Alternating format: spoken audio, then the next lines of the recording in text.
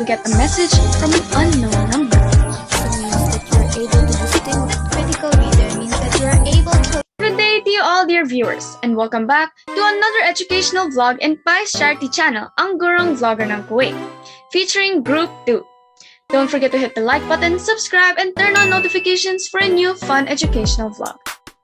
Now, without further ado, let's not waste time and get on to the video. So, as explained in the previous vlog, you have been given an introduction of the reading processes and strategies. So in this vlog, we will be focusing more on the critical reading and analyzation to help improve your abilities to read and improve the way you write as well. Now to be specific, evaluating written text and by analyzing claims. So we all have been in a situation wherein you get a message from an unknown number. But what catches your attention is that a text message that says you have won 100,000 pesos from a contest and shows a link that you have to click on with questions about your credit card and personal information. Would you answer it? The situation above is definitely something familiar to you. While you may not receive messages exactly in that manner, you may have been the recipient of a text scam message. Before believing the news and giving personal information, you might have asked questions like, did I even enter such a contest? Or, why is this person asking for such personal information through a text message? In other words, you would look for proof before believing the anonymous texter's claim. This is an example of critical thinking. What is critical thinking? Whenever you read something and you evaluate claims, judge information, demand proof, and question assumptions, you are thinking critically. This type of reading goes beyond understanding a text because you process the author's words and make judgments after considering the reading's message. Applying critical reading strategies. Number 1. Keeping a reading journal. Have you ever kept a diary? If you did, you must have felt free while expressing whatever was on your mind. This is because there are no rules in keeping a diary. You write for yourself. A reading journal is similar to keeping a diary, except you are writing your feelings and ideas in reaction to your reading assignment. Number 2, annotating the text. Annotating the text simply means making notes on your copy of the reading.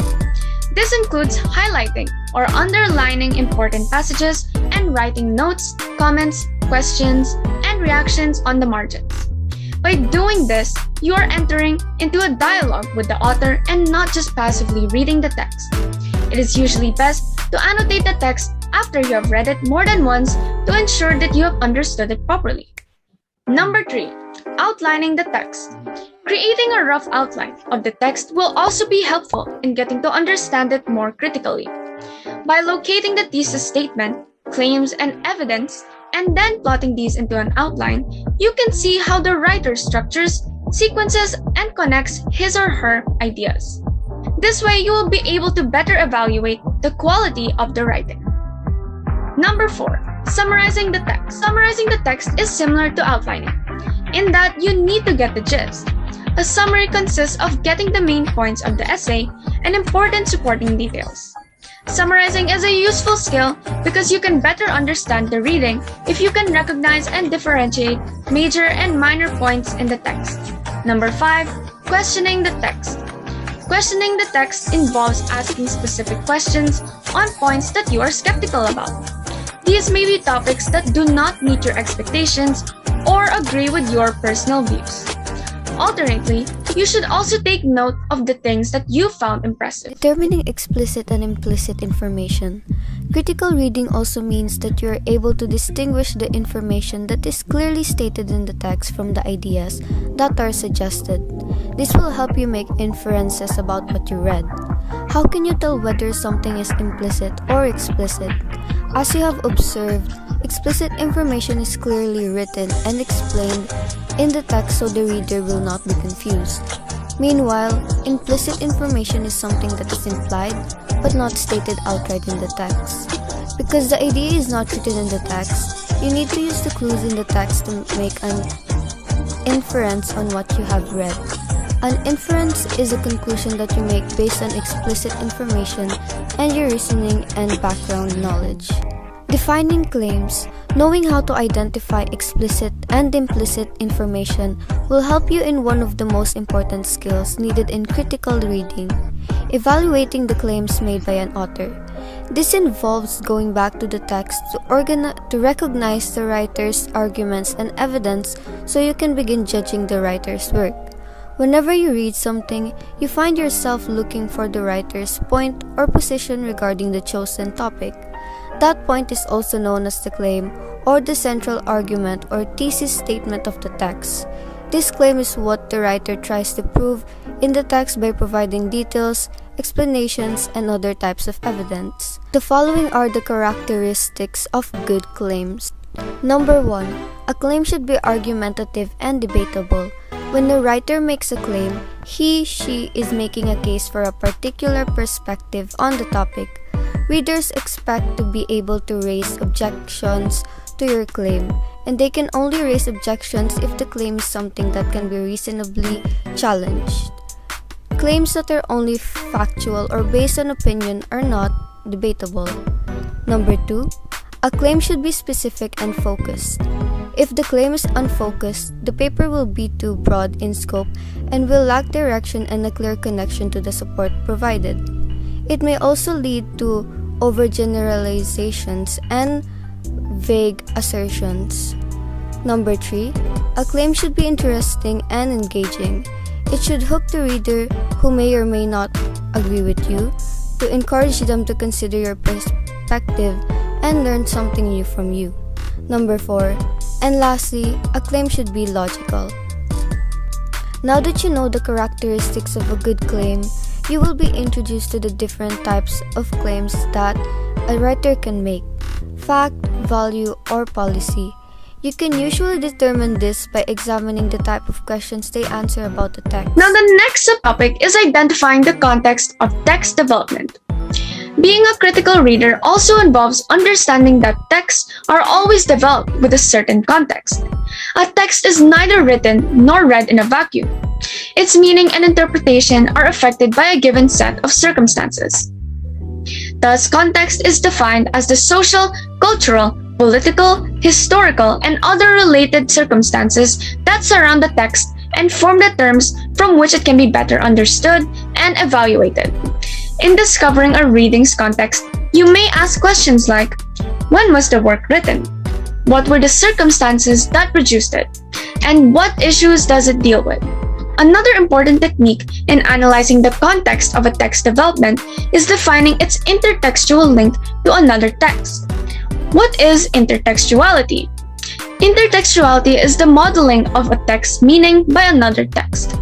It is defined as the connections between languages, images, characters, themes, or subjects, depending on their similarities in language, genre, or discourse. A text contains many layers of accumulated cultural, historical, and social knowledge, which continually adds to the effects of one another. Thus, intertextuality becomes a dialogue among different texts and interpretations of the writer and the audience. Take, for instance, the local legend of folk hero Bernardo Carpio. Many versions of his tale exist, but local folklore says he is a giant who is the cause of earthquakes. In Greek mythology, there's also Poseidon, who is the god of the sea and earthquakes. Many cultures also attribute the natural disasters of legendary figures. This is an example of intertextuality. Meanwhile, hypertext is a relatively new way of reading a text online. Traditionally, reading was viewed as a linear process, where you read from the beginning until the end. However, the advent of the internet and technology has created new ways of reading and processing a text, which includes hypertext. Hypertext, therefore, is a non-linear way of showing information. Hypertext connects topics on a screen to related information, graphics, videos, and music. Information is not simply related to text. This information appears as links and is usually accessed by clicking. A reader can skim through sections of a text, freely jumping from one part to another depending on what aspect of the text that interests him or her. So, in reading with hypertext, You are given more flexibility and personalization because you get to select the order in which you read the text and focus on information that is relevant to your background and interests. Therefore, you create your own meaning out of the material. Critical reading as reasoning. Identifying assertions. Becoming a good critical reader means that you are able to logically evaluate the claims of the writer. Any writer would want the reader to consider and possibly agree with the claims that he or she puts forward.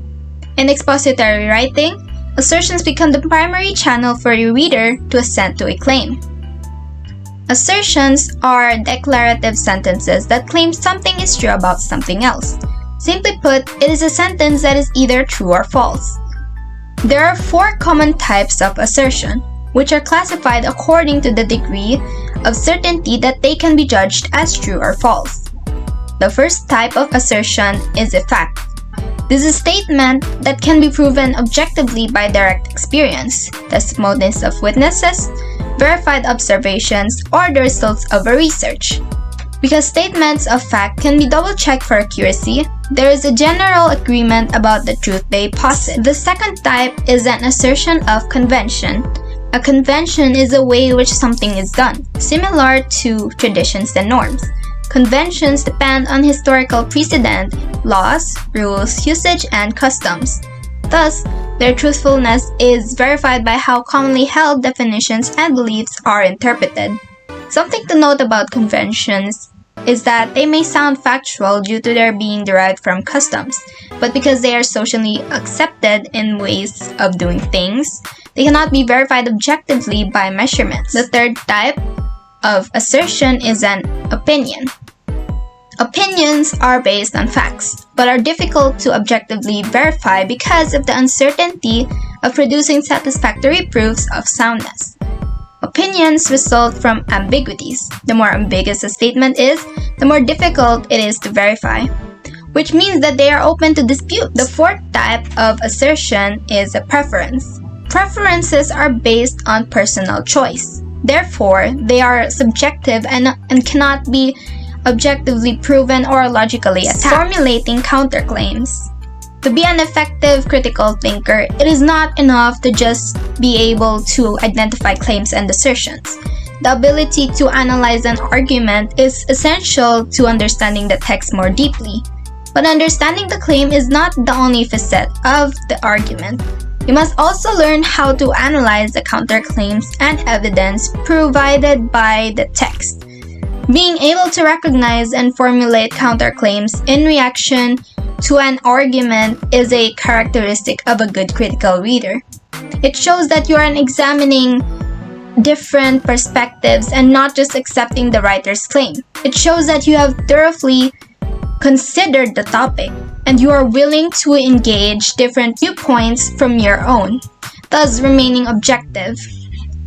It also helps you clarify what your personal position is. Determining textual evidence. To better evaluate the author's argument, you should be able to determine the evidence from the text. This will allow you to validate the assertions of the author and your own counterclaims as a response to reading. Evidence is defined as the details given by the author to support his or her claim. The evidence provided by the writer substantiates the text. It reveals and builds on the position of the writer and makes the reading more interesting. Evidence is crucial in swaying the reader to your side. A jury or a judge, for example, relies on evidence presented by a lawyer before it makes a decision regarding a case. Evidence can include the following: facts and statistics, opinions from experts, and personal anecdotes. The following are some questions to help you determine evidence from the text. What questions can you ask about the claims? Which details in the text answer your questions? What are the most important details in the paragraph? What is each one's relationship to the claim? What are some claims that do not seem to have support? What are some details that you find questionable? Why do you think so? Are some details outdated, inaccurate, exaggerated, or taken out of context? And finally, are the sources reliable?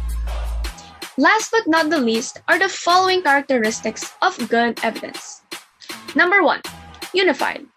Number 2, relevant to the central point. Number 3, specific and concrete. Number 4, accurate.